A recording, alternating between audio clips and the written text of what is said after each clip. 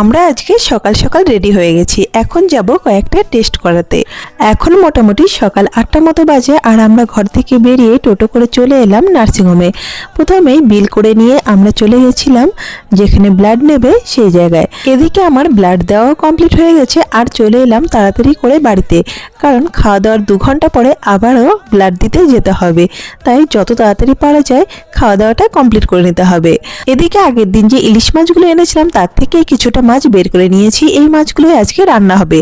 রান্না করলাম আলু বেগুন দিয়ে ইলিশ মাছের পাতলা করে ঝোল, আর করলাম এদিকে ভাত, আর এর সঙ্গে একটা শাকের তরকারি করেছিলাম, আর করেছিলাম কুমড়ো শাক বাটা, যেটা রসুন কালো জিরেতে করেছিলাম। এটা কিন্তু খেতে বেশ ভালো হয়। আর জানো তো, যে কোনো বাটা মিক্সার জারের থেকে শিলপাটাতে বাটলে আমার মনে হয় খেতে আরও বেশি ভালো লাগে।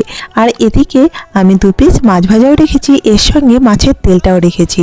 জানো তো, গরম ভাতের সঙ্গে মাছের তেল দিয়ে আর কাঁচা লঙ্কা দিয়ে মেখে খেতে আমার বেশ ভালো লাগে। তো এদিকে আমি নিজের খাবারটাও রেডি করে নিয়েছি, কারণ আমাকে আবার খাওয়ার 2 ঘন্টা পরে যেতে হবে ব্লাড দিতে।